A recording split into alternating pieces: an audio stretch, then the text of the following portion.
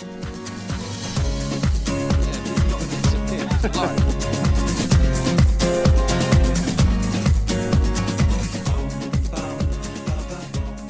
right, this is our moment where we can just do the quick freeze to make sure that the video streaming is going properly. Okay, and we're good. Thank you, Sylvain, for joining us on stage. As we can tell by this lovely, beautiful big picture here, you are the managing director in APAC for Believe.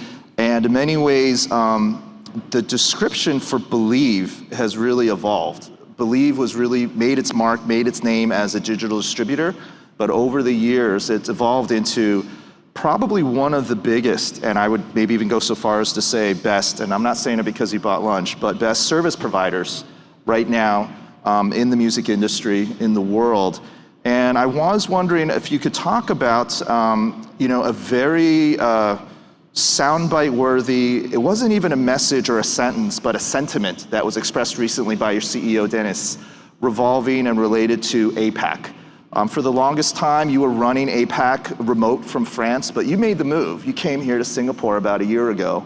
What was the reason for not only you physically being here, but more importantly, Believe, going big and betting big on APAC? Thank you, Bernie. Thank you for asking that question. And first of all, let me say that I'm very glad to be here. That audience might be dispersed a little bit, but it's good to be on stage and it's good to be physically present with people. I've been looking forward to that. Congrats, Jasper, on that. I could go on forever just on that question. When I joined Believe in 2013, to me at least, there was never any doubt that Asia Pacific would be the territory to be in for the future of music. There was no doubt about that, and it was also very clear for Dennis, who our CEO at the beginning, and I think it's just been confirmed over the last few years. For us, and I think for many other companies, APAC has simply just been the fastest growing area, period. On music, obviously, across all the markets without exception, whether it's India, whether it's Southeast Asia, whether it's Greater China or else, APAC is really the place to be. So for me, I was running things from France in the beginning because we really starting everything from scratch, only with a few people. Now there's more than 300 people in Asia Pacific for Believe, so it was about time that I made the move, really. Yeah, and for the longest time, your only employee in APAC was Saeed, who was kind enough to rock the stage here earlier, but I know you've gotten much bigger. How big has your APAC operations expanded and grown? Right, so yeah, Shahid was actually employee number one at Believe APAC. And it was he should tell you the interview process back in the days. That was fun. So yeah, we essentially started hiring people here and there in Asia Pacific in 2013, and now as I was saying, we're probably slightly above 300 people across Asia Pacific. Wow. In more than 15 territories. I mean, if you just said 300 worldwide, I would have been impressed. But you now have 300 staff, executives, employees in the region now. Correct. That's amazing. There was less than 300 people when I joined Believe in 2013, worldwide. Wow. And so if we had to, drop a pin on various markets and maps around the region, where do you currently have either offices, but more importantly, staff in the region? So I would say in any market when there is a music production, when there is a music landscape, which essentially means everywhere. And so we're very active in India, we're very active in Southeast Asia, namely Indonesia, Thailand, Philippines, Malaysia, Vietnam, Singapore. We have people in Greater China, all across the country, with people in Japan, we've got people in Australia. So yeah, we have a pretty much a very dense coverage of the region. And you have just a drinking partner in Korea, full disclosure. Now, when Believe first started, with France and Europe as the base, over the years, and especially more so, Believe has really been on a, for lack of a better word, a bit of a spending spree in terms of mergers, acquisitions, everything from digital distributors around the region to surprisingly more and more specialized record labels in specific different genres. And Believe actually owns and operates a few independent record labels in and of itself. And one of the biggest moves Believe did over the years was to actually acquire TuneCore, which is probably one of the biggest digital distributors, not just in the US, but on the planet.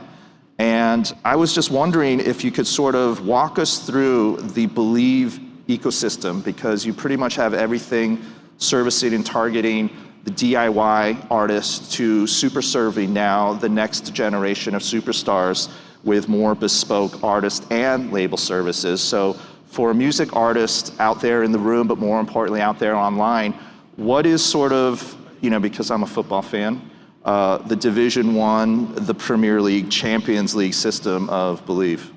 So I would say, I would really state what is our mission. And our mission is very simple, is we want to be able to serve all artists at each stages of their career. And I'm really saying each stage starting from the very amateur artists that are essentially just recording music for fun, and they want to put it out and try it out on platforms, all the way to very established top artists that actually have taken control of their entire copyright, want to basically rely on the backbone of a robust structure, technology, team and expertise to really continue to maintain them and further develop their penetration on the market. So we're really addressing all those types of artists from here to there and everybody in between.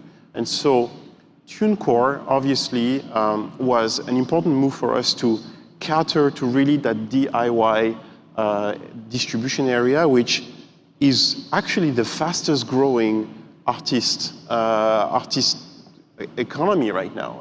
In 2020, DIY artists grew 34% year over year versus the 7% of the rest of the music industry. So the fastest moving, the fastest growing economy is really those DIY artists. It's that creator economy from where everybody's emerging and then progressively moving into different stages that progressively will need additional services, will need additional expertise on digital marketing, how to better leverage the social media platform, how to monetize content, how to leverage UGC, which has become very key in promoting music today. So there's a large number of things that every artist has to go step by step over time, and we're really here to provide those services, to provide that expertise to those artists. One of the other exciting developments that happened this year is earlier in the summer, Believe listed a very successful IPO, I believe, on the Paris Euronext stock exchange. Correct. Wow, that's trivia I usually mention at a cocktail party, not usually in broad daylight over coffee.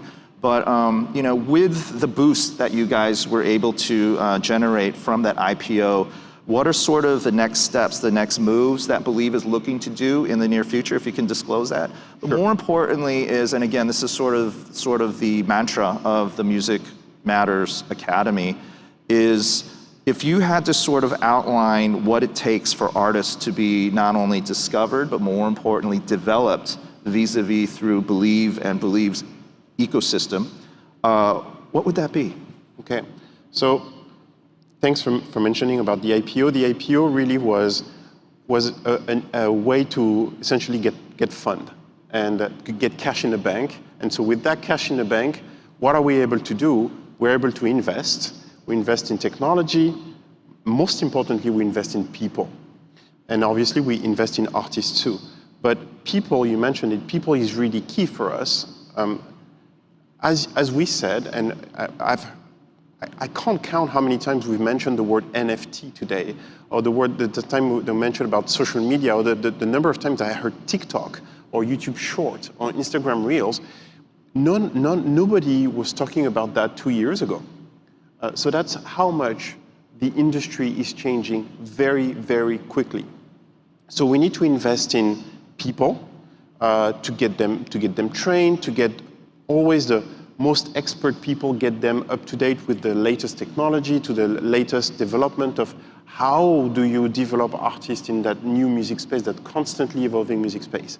And then side by side with that, you have to develop the technologies that support monetizing content on TikTok, how to track performance on TikTok, how to analyze and how to better leverage tools like what Spotify launched recently, which is the Spotify Discovery Mode, which allows emerging artists to be discovered more easily to fans. So all of that requires very heavy investment in technology to really try to make the most of algorithm, make the most of how the platform work, make the most of how to leverage marketing and paid marketing, for example, on all of those platforms. And that requires a lot of technology, a lot of investment. So really, the IPO was here to serve both of those goals, on top of obviously helping us funding more acquisitions or going after being able to fund more artists and develop new artists as well.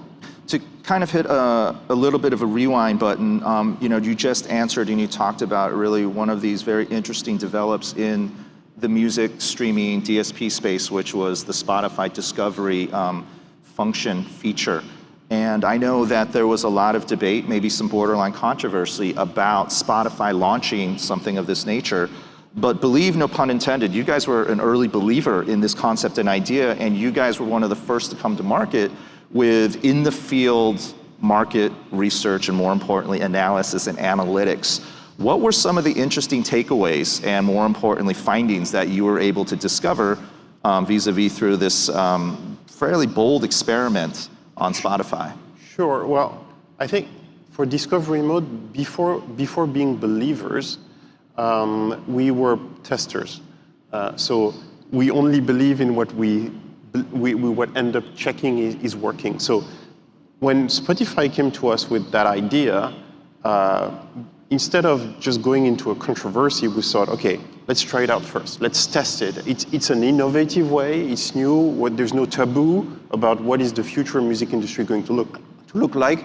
After all, everybody's spending millions every day on paid marketing on YouTube, on TikTok, on Instagram, and this is just another way of doing it. It's just that you don't have to advance the fund. It's a trade-off between the platform and the artist. So we really had to try.